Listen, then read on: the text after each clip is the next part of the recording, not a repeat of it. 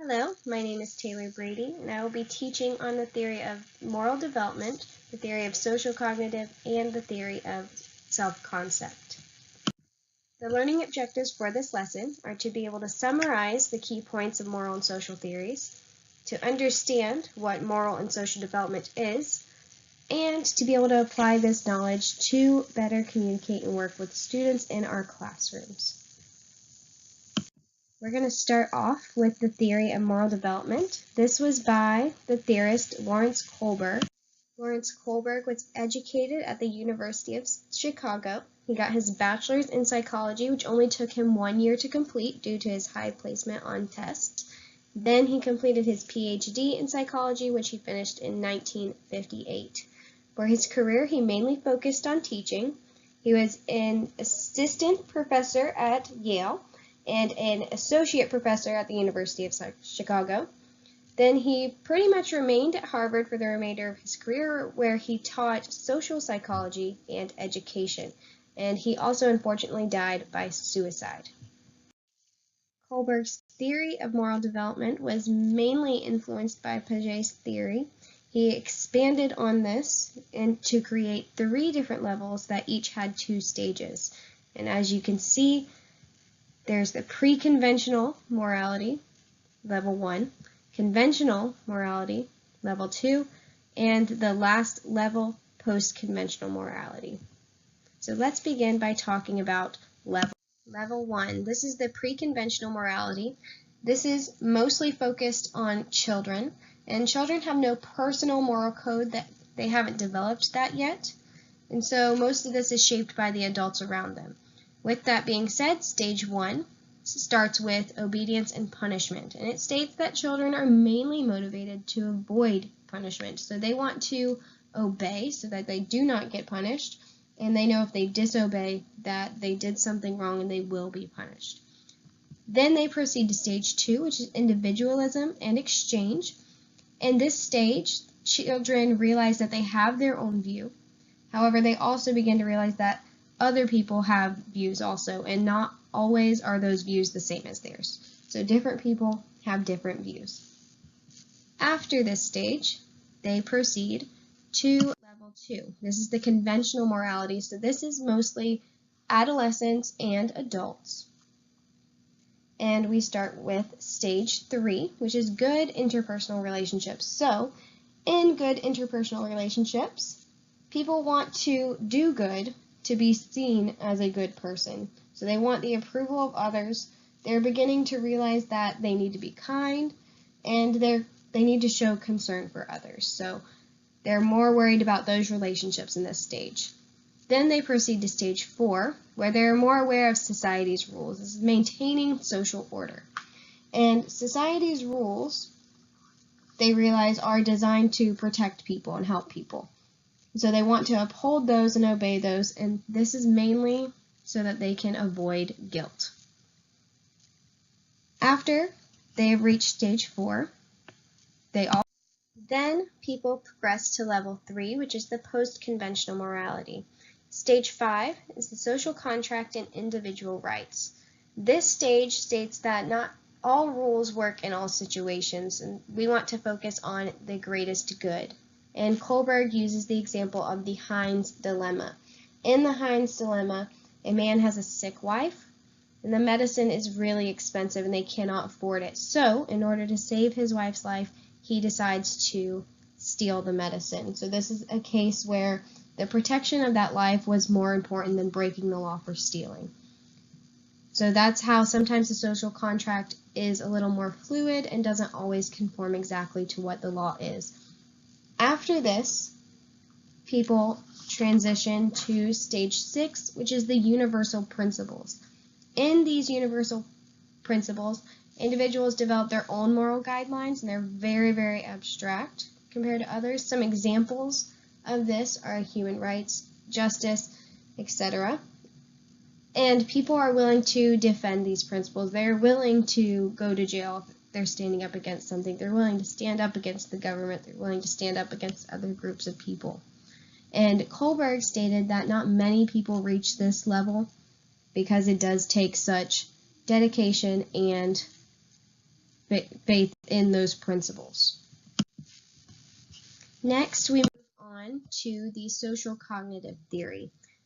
This was developed by Albert Bandura, and it focuses on how children observe the behaviors of the people around them. And basically, it follows a sequence. Children will observe the behaviors of the people around them. These are also known as models. They model the behavior for them. Then, the children, in turn, imitate that behavior. After this child has imitated the behavior, they will look for the response in the models or people around them. And this response can be a form of reinforcement. Reinforcements can be positive if the model says a good comment or encourages them to continue to do the behavior, then they will continue to do the behavior. However, if the reinforcement is negative, say this kid gets punished, then they will most likely stop the behavior because they did not get a positive response. In this theory, it also states that children will watch what others do and see what consequences those people get before they do the action themselves. So that kind of fits along this process. In between observing and imitating is the meditational process. This occurs after a behavior has been observed, but before someone tries to imitate that behavior. So they've seen the behavior, the stimulus, and they're about to respond to it. So this is right in the middle of those two. And there are 4 processes that apply to this. The very first one is attention. How was the behavior noticed? In order to imitate the behavior, you have to be able to see it. So you have to have your attention drawn to it. You have to have it in front of you. The next one is retention. How is the behavior remembered? Again, to imitate the behavior, you have to remember how it was done. So if it's something that only happened once, you may not be able to imitate that behavior, but if it's something that has happened over and over and you're able to remember that, you can copy it. Next one is reproduction, which is the ability to perform the behavior. And in some cases, you may be limited, whether it's physical or in other aspects, limited to perform the behavior. And the best example I observed or read about was an elderly lady that was watching an ice skater. Now, this elderly lady cannot physically perform the ice skating, so she is unable to reproduce that behavior, so she cannot imitate it. And lastly is the process of motivation, the will to perform the behavior. If one observes that the rewards of the behavior outweigh the cons or the punishments of the behavior, then they're more likely to perform it. If the cons outweigh the pros of the behavior, then one may not want to perform it. Next, we will discuss the theory of self-concept. The theory of self-concept is how one perceives themselves and the awareness of themselves. And there are 2 aspects to this. The first is the existential self, which is the most basic. So basically realizing that one exists and that you are separate from other people. Then there is the categorical self, which is where one realizes that they are an object and they have properties and they're on this world. So one pretty much categorizes oneself, such as we can put ourselves with label and age, label of gender, and so on, with descriptions that get more and more specific to the person. The theory of self-concept has 3 components. The first component is self-image. That is how one sees themselves. So you can have a positive self-image, a negative self-image, and so on. Then there's the second component of self-esteem, which is how you feel you are worth, how you are valued. This is also known as self-worth.